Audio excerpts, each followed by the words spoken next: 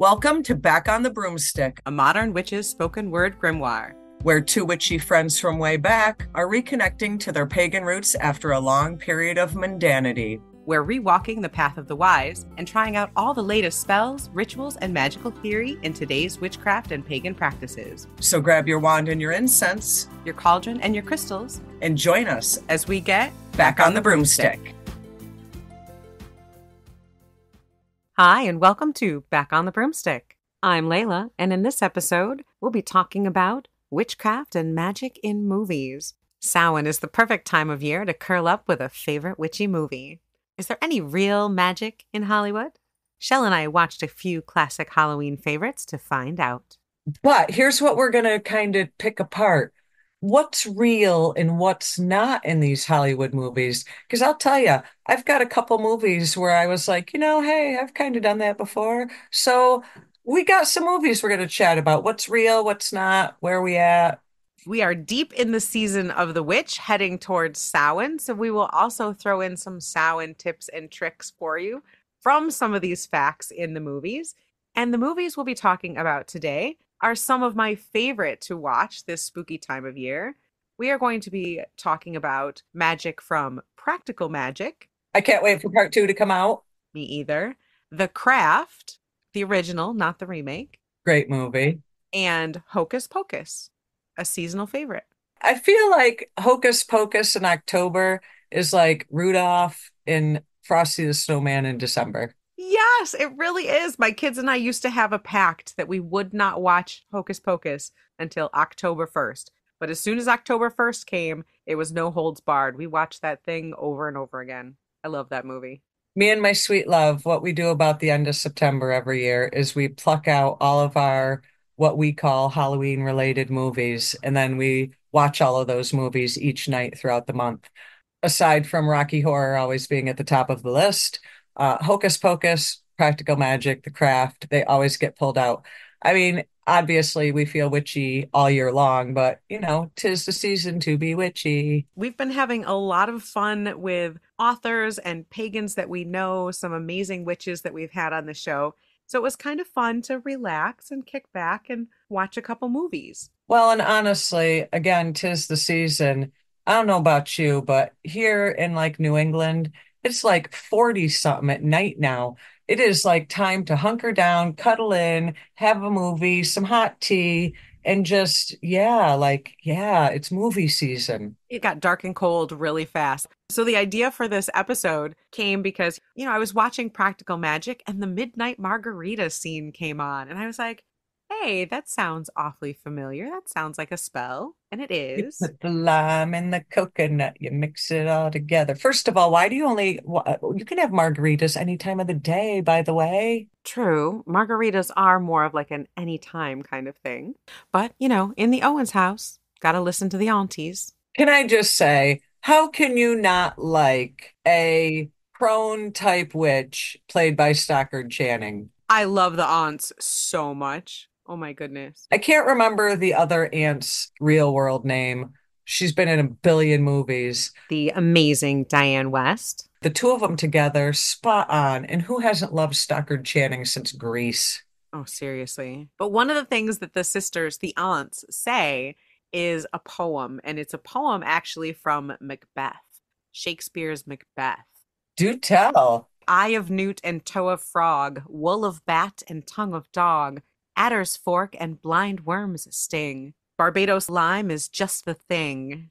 Fragious salt like a sailor's stubble. Flip the switch and let the cauldron bubble. And that's when they make the margaritas. And that poem is actually mostly from Macbeth until the lime part. And then we start singing, putting a lime in the coconut. That's right. But I love that scene because those are actually really, truly herbs they're like code names. They're like secret witchy sounding code names for real herbs. Now, I just want to point out, since we're starting with Practical Magic, this came out at a time which was kind of poignant for me. I don't know about you. This came out in 1998.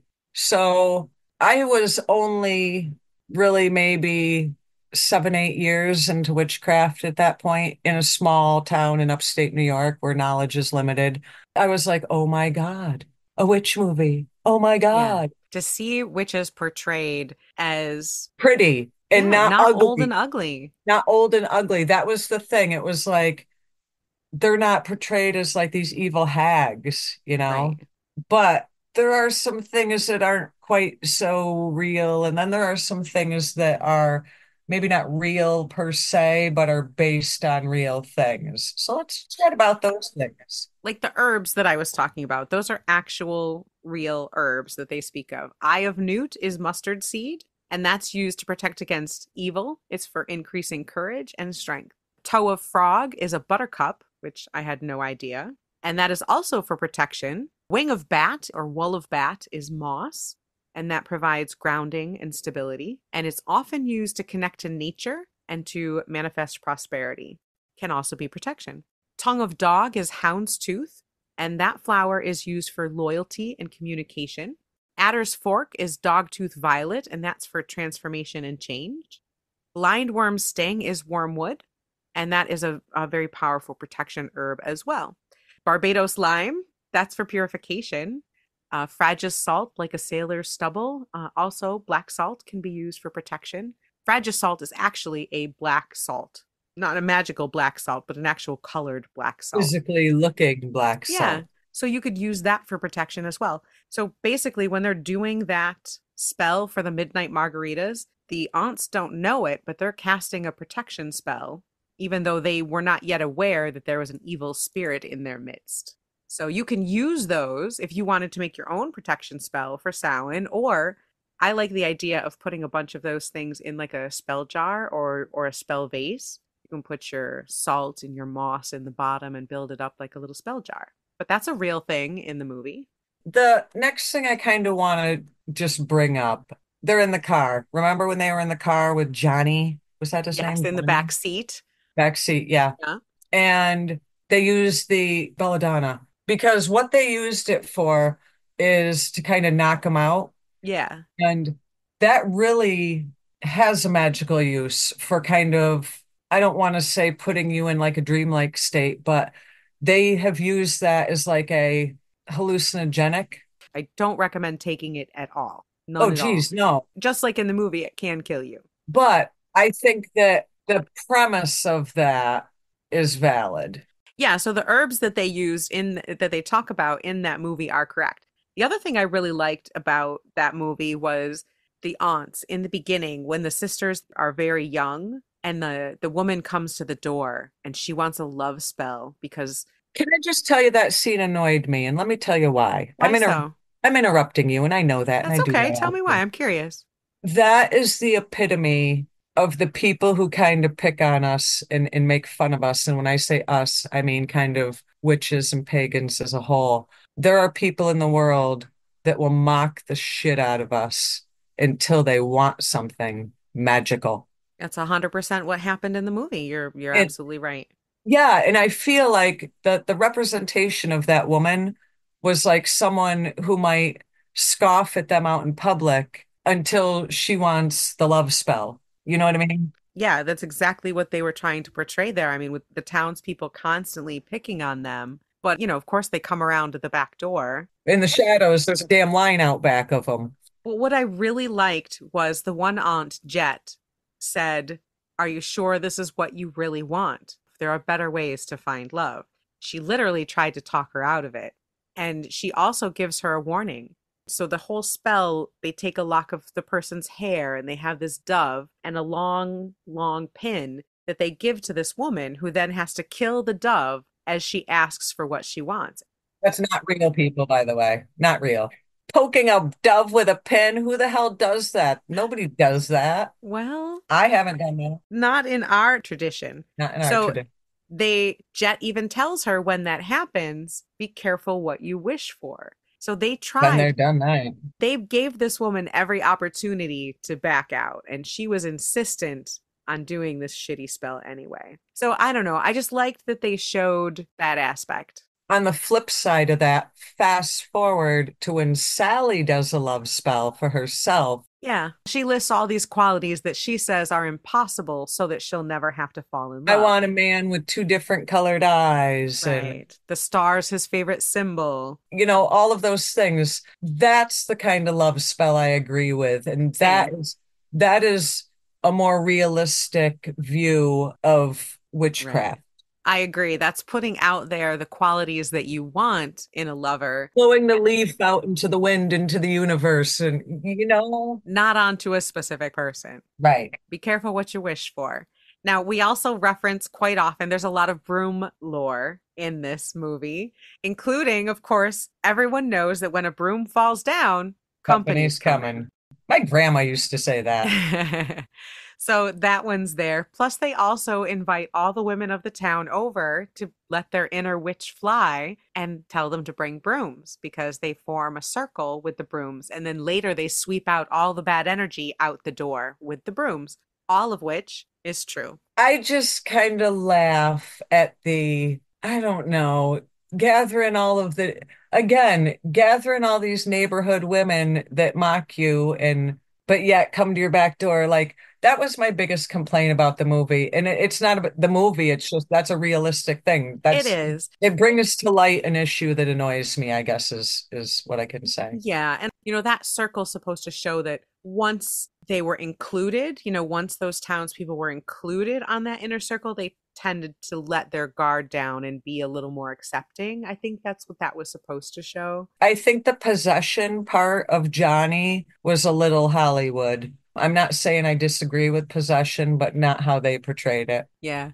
But as far as like broom lore, what you can do for Samhain, I know a lot of people like to decorate brooms in fall. And practical magic is a good point to show you. You don't have to go get some $300-400 broom. They're gorgeous. Don't get me wrong. If you can get one, get one. But you can also equally as effective use that dollar store plastic broom. And I'm going to out Layla and let y'all know that Layla actually has a magical broom that is plastic from the dollar store. And I do.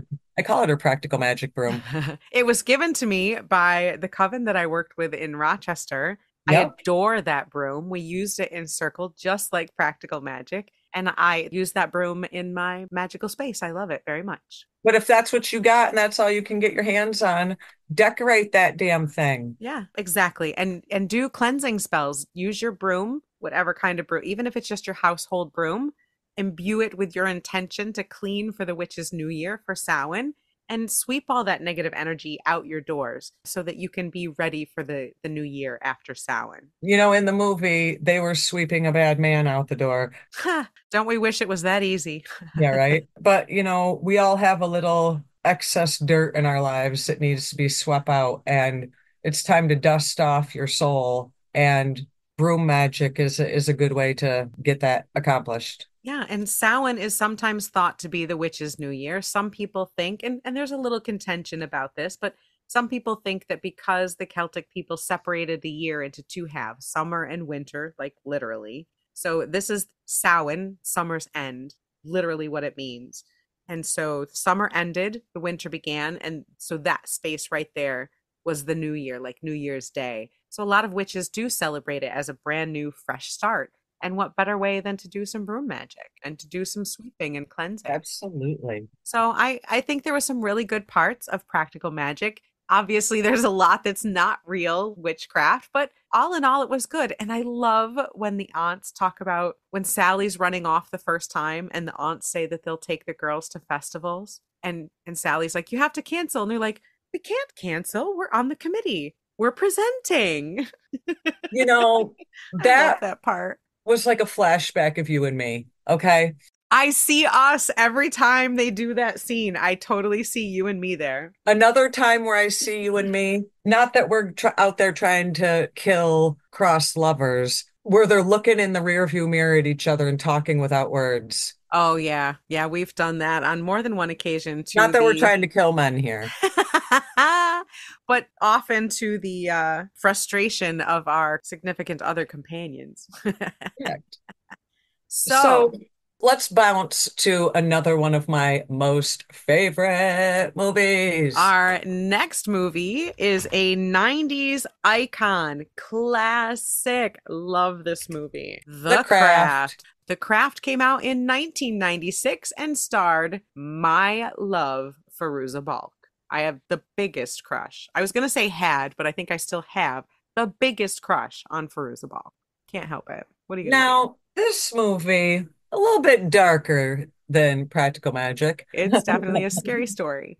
But again, I love The Craft. And the one poignant point of that movie, when I think of The Craft, that really sticks out in my mind is when they're on the beach, where they're doing the ritual on the beach and the I was fork. going to say the same thing. They have like the snake in the jar and like the The little bucket. fish and yep. Yeah. I could see me doing that on a beach somewhere. Yeah. Now, when it comes to walking on water, well, we're getting a little Hollywood here. But up until the walking on water part, but like that circle on the beach, Yeah. yeah, I loved yeah. that circle on the beach as well. Okay. So here I've got some interesting facts for you then, Shell. Did you know that that circle on the beach, that initiation that they all did, that was written in specifically because of the on-set Wiccan advisor that they hired, Pat Devon. Oh my God, I have a point to ponder with her. What's Didn't that? she didn't she curse the set? Did she? Not that I know of. I've read a bunch of stuff and apparently it was all very good. One of the sets was cursed. Was it Practical Magic or was it The Craft? Well, hold on. Let me look it up now. The consultant witch got pissed off and cursed the set. Shit, I just read it today. Practical Magic. Oh, the 1998 movie Practical Magic was cursed by a witch consultant who was Yeah. offended that she wouldn't receive a share of the profits. You know how like movies will like hire consultants to help them like put like some legitimacy into it? They actually hired a witch as a consultant for the movie, and the bitch got pissed off. I think she wanted like 3% of the royalties or some, I don't know what it was. It was about money anyway, and they wouldn't. So she cursed it, cursed the damn thing. The movie made millions, so curse didn't work. So I had to look this up. So apparently, the witch consultant was key on set. Sandra Bullock and Nicole Kidman asked her a lot of questions. She wanted 3 points and publish a practical magic cookbook. Oh, wow. So, quote, the director says, quote, she left a curse in some sort of tongue on my voicemail that was quite chilling, actually, and threatened to sue Warner Brothers. They gave it to legal, apparently. So yeah, she said some weird shit did actually happen. I guess one of the like producers, his dad ended up dying, even though he was older and had an illness. And like everybody freaked out that the witch made him die. And like all this weird stuff was happening and they blamed it on her. And it didn't do well initially at the box office. It has grown in popularity, but it did not do well originally at the box office. So seems like her curse at least worked a little bit. She must be kicking herself in the ass that they're making a part two all these years later. But I laugh at that because you don't know with online, is that real or was that just something to give it a little more publicity? Yeah, I don't know. But in The Craft, I do know that Pat Devon, that advisor, was quite happy with their role in the film and did actually, I think, a lot of good for the film. One of the things is that beach scene that we were just talking about is an initiation scene where the four girls are like forming their coven. And she had that written in so that later, when they talk about how one of the girls has betrayed the coven, They needed to establish something for her to betray. correct.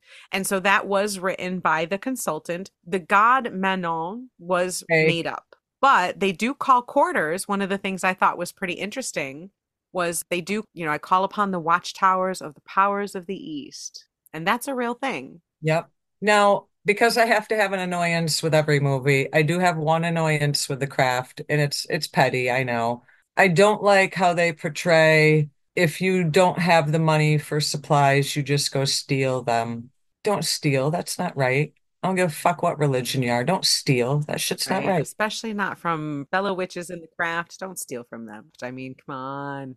PSA, don't steal from a witch. Everybody talks about being cursed right now. Your ass will go down if you don't steal from a witch. That's like playing with fire. I do like the witch shopkeeper. I think Lirio Santana is the character's name. Which we're gonna revisit her in a few minutes because she reminds me of a character that we're gonna talk about in our next movie. She has a quote that I also think is very real, and she says, quote, "True magic is neither black nor white. It's both because nature is both. Loving and cruel all at the same time. The only good or bad is in the heart of the witch. Life keeps a balance on its own." And I think that's pretty cool. Life keeps a balance on its own. I loved that character. That Yeah, that character brought a whole lot of realness, I thought, to that. absolutely. And I love that shop. I wish it was a real shop. I'd go there and spend money. Same, absolutely go there.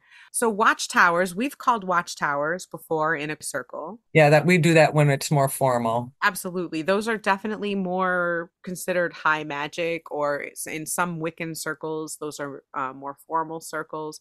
But that came a lot from the Enochian tradition, John Dee, the Hermetic Order of the Golden Dawn. A lot of that's from like the Lesser Key of Solomon, like Shell said, high magic. So that was real. And having the girls each represent a different quarter, a different element, that's real. Oh, the other one I loved. Do you remember when they said they cast the circle and then they had each girl enter the circle and they would hold an athame to her chest and say, "It is better that you should rush upon this blade than enter the circle with fear in your heart. How do you enter?" And the response is, With "With pure perfect love and love perfect and pure trust." trust. Ask me why I know that. Ask Why do me. you know that, Shell? Because we've actually used that in our own rituals 8 billion times. Exactly. Before and after the movie came out, because that's also a real thing. Symbolic death, challenges, things like that, challenges to come into a circle, being asked to come in with perfect love and perfect trust. Those are all real things. We were much more Wiccan based back in the day, and those are all more formal Wiccan type challenges. In a lot of magical circles, it's pretty common to have some type of challenge or even some type of threat upon your life if you break an oath before you come into the circle. So those are all real. I want to mention one more real thing that I liked in the movie. Yeah. The one girl did the binding spell Mm-hmm. against your favorite girl crush character. Ball. And she took what was it, like her name on it or something. I would, if it was me, I'd take a picture, wrapped it up in a ribbon and thing, and said, what'd she say? Something to the I effect of, bind I you, bind you, so and Nan. so, from harming yourself and others. Yeah, that's legit. Yeah, that's definitely That is a legit. good representation of a binding spell, in my opinion. So I thought that was a good one. The glamour, I'm not saying that glamour magic isn't real, It but doesn't work like that. that was some CGI bullshit, okay? It don't work like that. No. But what you can do for Samhain is be a little more formal, cast yourself a circle. I love casting an actual physical circle. Take some loose incense, take some sand, draw a line around you in chalk, but do a ritual where you actually physically make a circle around yourself and then face each quarter, each direction, and call formally to that Formally. element. Yeah, formally. Try that for your Samhain ritual, or for any spell work leading up to, just be add a little bit more formality to it and see how that feels for you.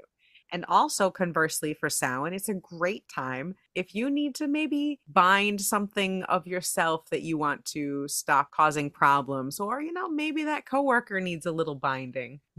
Kind of almost exactly what they do in the movie. I prefer taking a picture. I've done it a couple of ways. I've burned the picture. You just write their name if you don't have a picture. I've written their name. When I do the name thing though, I write their name 9 times. Ooh. Yeah, it's a thing. I'm weird. I have actually put it in a jar of water and froze the picture. But I do agree with the movie on how they do it, wrapping it in a cord and stuff. But I'm big on burning things. If it were me, I'd wrap that picture up in a little ribbon and say my little chanty chant and then light that bitch on fire. Yeah, freezer spells are definitely a type of binding spell. Wrapping them up in something, also a great binding spell. So those are all real things from the craft. So, last movie that we're going to talk about is Hocus Pocus. We love Hocus Pocus. I am in like freaking Hocus Pocus town right now. Do you know that every time me and my sweet love go driving down this certain area in town, there's Ocean Ave. Ocean Ave is where what was it, Max's house? The one that was the beach house. And for some reason, I always start singing that song. There's a place on Ocean Avenue. But I am like, I have the house where the Halloween ball was at. That's in town. I go to work every day in my mundane job, and I must see 86 sets of Sanderson sisters, and I am not. Yes, I'm so glad it has gotten better. And Yay. Spider-Man. Spider-Man's big this year downtown, by the way. I don't know why men are dressing up as Spider-Man to come to Salem, but it's happening I right now. love that. Yay, I'm so glad they're finally starting to dress up. I was getting a little worried that it was going to be so boring this year. The costumes are picking up. I'm seeing a lot of more quote unquote realistic witch costume. I don't even want to call them costumes. What do you mean by realistic witch costumes? Is it like a short chick in jeans and a t-shirt that looks like me? A short girl in a t-shirt and a flowy skirt that looks like you. Oh, okay. Yeah, that sounds about right. Now, people are still tending to stick to the black, but people are coming and they're wearing the hats, but I'm all for a hat. But people are coming looking like everyday you and I witches. Okay. All right. They're not doing the Spirit Halloween sexy witch costume, That's okay. I'm cool with that. which I've done that before, and I'm not criticizing. I Yeah. have done that before. Some Um, days I'm a sexy witch. It just, depends. but if you're looking for the Sanderson sisters, 86 different sets of them Love it. I love it. Someday I will have a really good, full authentic Winnie costume with and the I will be teeth. happy. Sure, even with the teeth. So, in the spirit of talking about what is real and what is not in witchy type movies, I gotta break some news to you, Layla. Yeah, I know what's coming. Not a damn thing unless I am riding my freaking vacuum to work tomorrow. Okay. Yeah, I came to the same conclusion. I mean, we could stretch it and talk about grimoires that aren't alive and candle colors that don't Don't require require virgins. virgins. But yeah, for the most part, even their history is fake. Fun movie. I absolutely adore it. Not gonna knock it, but there's not a lot real there. It is the Frosty the Snowman of October. There you go. So what are we going to talk about instead? Okay, so you've twisted my arm, you've pulled my hair, and I sat down and I binged Agatha All Along. Yay! Yes, yes, finally. Thank all the gods. I didn't do WandaVision yet, but I am going to circle back and do WandaVision because I like having the whole story and not a part of a story. So I will circle back to it. Okay, so before we get into the witchy shit, I'm going to ask you the same question I ask everyone who has not seen WandaVision first. Did the first episode confuse the hell out of you? It did, but as I watched episodes, it in retrospect became clearer. So like in the moment, I was like, well, this is weird. But then as things kind of unfolded, I was like, oh, I understand why back then this and that happened. So they explained it well enough that even without the backstory, you were still able to follow along. Yeah, yeah. Okay. And then about midway through the episodes, I did go and Google a synopsis of WandaVision, but I didn't need to keep up with Okay. Agatha. I just chose to because I'm nosy. Very cool. All right. So I'm going to start out with the very first thing that I noticed that was witchy, and that is Agatha's charm, her maiden mother crone charm. I want that thing. Oh my God, I So need one of pretty, right? those. So all of the witches have their own magical charm. So as they go through each episode, you'll notice that their magical talismans stay with them in different forms. So sometimes Agatha's pendant is a pin, sometimes it's a necklace, sometimes it's a bracelet. But even though their costumes change to match the challenge, they always have their protection charms.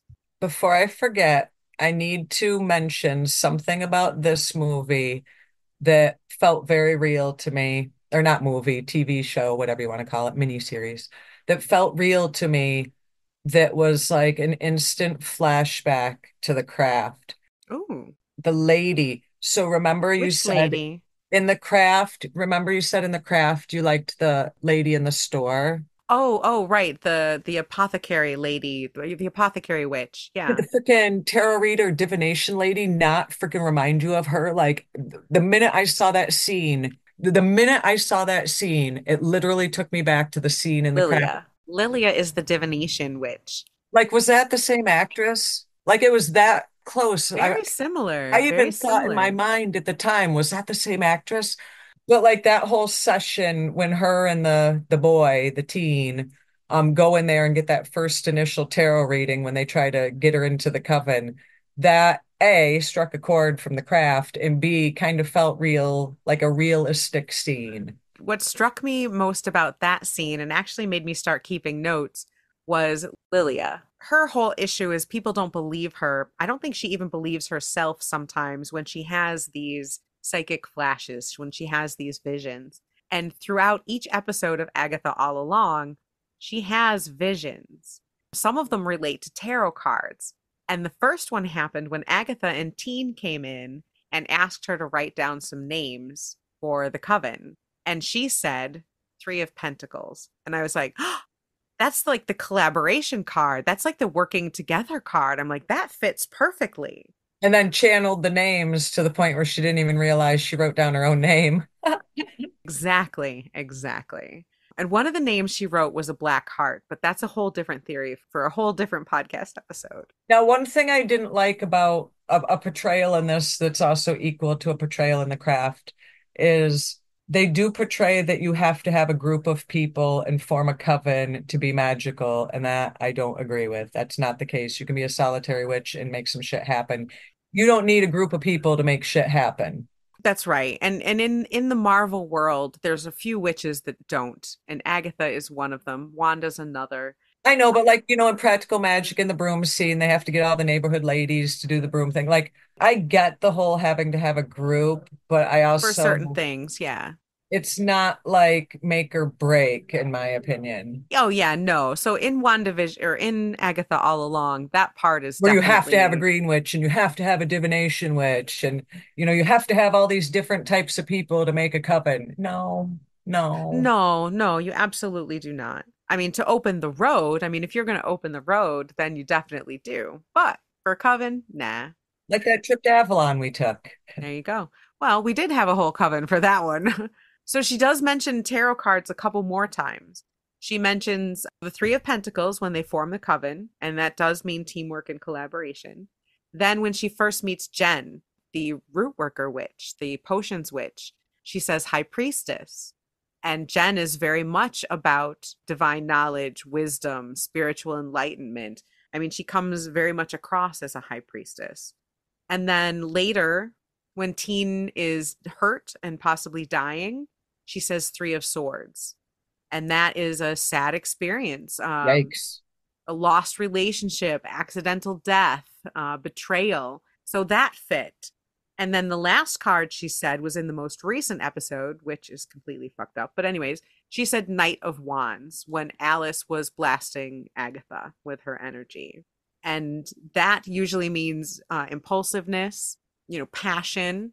Kudos. I would assume they had a consultant. Kudos to that person. I thought so too. And as I was, kind of looking these cards up to see if there were any hidden clues that maybe I had missed, I realized that the Biddy Tarot and the Labyrinthos meanings online very closely matched what I thought when I first saw them and what the episode I think was trying to portray. So I think somebody either was looking at Labyrinthos or Biddy Tarot to get these ideas. I liked that it wasn't as fluffy as I expected.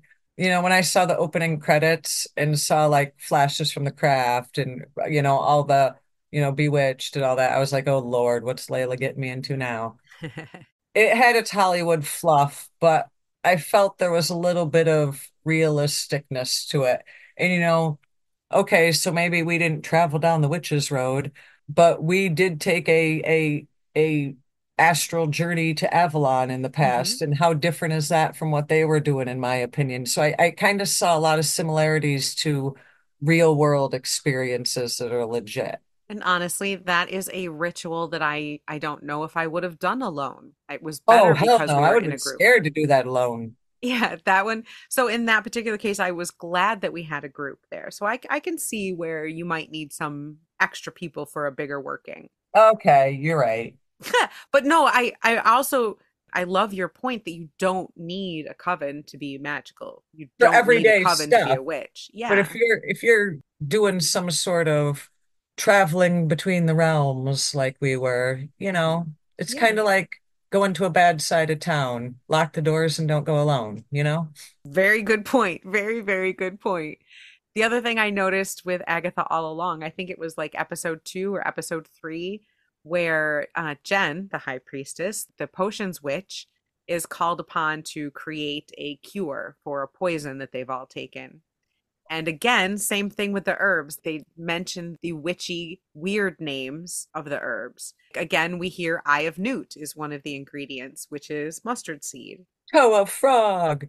Let's see, this one, the ingredients for Jen's spell are a corpse decaying for 30 million years, frankincense, guts of a eusocial insect, eye of newt, a hair from everyone's head, and it needed to be stirred with the dominant hand counterclockwise, That's pretty intense shit, man. right? But it breaks down pretty easily. The corpse decaying for 30 million years is zooplankton, which turns into petroleum jelly. So you can just use petroleum or petroleum jelly for that. Frankincense, easy enough. The gut of a eusocial insect What is, the hell is that? as teens so eloquently put it, a gross way to say honey. I see it. I see it. Eye of newt, again, is mustard seed. And then the hair from everyone's head, that is an excellent thing to add to this spell. I've done that, yeah. That's what's called a tag lock. By putting a piece of everyone's hair into this potion, you're tying that magic to the people so that it will work more powerfully for them. And that's something that you can do in your spell work is add a tag lock for you or for the person that you're casting the spell on or for. And that will make it more powerfully attached to them or more powerfully work for them. Yeah, and we've actually done that before. Yep. So tag locks are a pretty common part. I like the fight scene. Which fight scene? When she first sees Rio, like episode 1 or 2 or something. If witches could fight like that, that would be badass. Wouldn't that be great? Badass. But like I would say as the years go on, the movies are getting better. But I do want to address real quick. There's this weird online thing where people are kind of pissed. It's like the internet is divided over Agatha all along. Really? What are they saying? I have had I go all over the internet. I see all kinds of weird shit. And there are people who are kind of butthurt because they think that there are people who are interested in witchcraft just because they watched it. I have an opinion on this, by the way. Oh, okay. I was at a young age when Practical Magic and The Craft came out. And I had already been practicing witchcraft for several years at that point, but I'm not gonna lie, I was enamored. And I kind of felt included in society, knowing that there was these new blockbuster Hollywood movies about something that I was interested in. Who gives a shit if people are getting interested in witchcraft and paganism because of Agatha all along? Who cares what road did you take to get here? I agree. It doesn't matter how you get exposed. Interest is interest. And I just don't understand the people that are mad about it. I'm not sure either. Maybe they're afraid that, I think they're afraid it's an insincere interest. correct. And I think that the people who are insincerely interested will fall by the wayside. They always do. They always drop Yeah, off. They they weed do. themselves out. But like you said, you were enamored. I was too when I first saw these. And it was really nice to see, even if it, I knew it wasn't going to get it all right. I knew that it was going to be fictionalized, and that was okay. Well, there's movies about Jesus that aren't all right. Right. And that can still spark interest. And I agree with you. I think these sparked a lot of interest for people. And I think the ones that weren't sincere about it would drop it eventually. And the ones that are would continue to study and find out what is real and what is true. So Everybody needs their introduction. And exactly. if this is an introduction for people, who are Yep. we to say? That brings me to my wonderful way to tie in Agatha All Along to Samhain, which is, first of all, it's a wonderful time of year to watch this. You can't stand that it comes out one a week, but You could do a simmer pot. I mean, they created that big cauldron in their kitchen using a sous vide to heat everything up, but basically they made a big old simmer pot in the sink. Shell loves a good simmer pot. I do. So make yourself a nice Samhain simmer pot. You can use cloves and cinnamon, apples and oranges. Cranberry. Throw that in there, throw in a little bay in there, some rosemary, and now you have a simmer pot that's also a cleansing and protective. So as that scent goes through your whole house, it's going to smell fabulous, and you are cleansing it for that witch's new year for Samhain. I need to add something to that. Something that I have done in the past is write either a message to a loved one that's passed or just write that loved one that's passed name on a bay leaf and then put those bay leaves in that simmer pot as well. I love that. And similar to that, using a tag lock theory, you can take a piece of paper or something, or you can make a corn dolly or make a yarn dolly. You know, the whole symbol of the wicker man. A lot of people would make that wicker man symbol and then they would Yep. burn that in the fire, and people would put their things they wanted to let go of or to burn away from their life, or even things that they were hoping to get into that wicker man and then burn it. So you could create your own little wicker man, like I said, out of paper or yarn. Take a tag lock of your hair and put that in the wicker man, and then burn that yourself for your little releasing ceremony for Samhain. But I do like the simmer pots though, and that kind of goes back a little bit to Agatha All Along. I love these movies, and I love that Practical Magic is having a Practical Magic 2 coming out, and I can't wait for that. And Layla, Shell. how do we get ourselves on the list of which consultants for Hollywood movies? Can you make this happen? I don't Can you know. make It this sounds like it's happen? either hit or miss. You're either gonna like curse the movie or have a great time. It sounds like it's one or the other. I'm willing to fuck around and find out. You always are. You always I know. are. Well, so curl up, get your simmer pot going, get your incense going, be ready for anything, I guess. On these colder Samhain nights, curl up with a good witchy movie and get ready for Halloween. Get ready for Samhain for that veil to be thinner. Curl up for a nice Halloween treat of a movie. Make your midnight margaritas and put that damn lime in the coconut. Let's do this, witches. Sounds good. All right. Thank you so much for listening to this episode of Back on the Broomstick.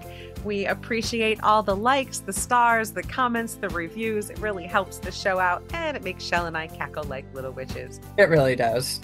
So please send your questions or comments to backonthebroomstick@gmail.com. Visit our YouTube, our Facebook, our Instagram, and let us know what you think. We hope you're having a wonderful season of The Witch. We will see you soon with another episode. Happy October. Keep it witchy.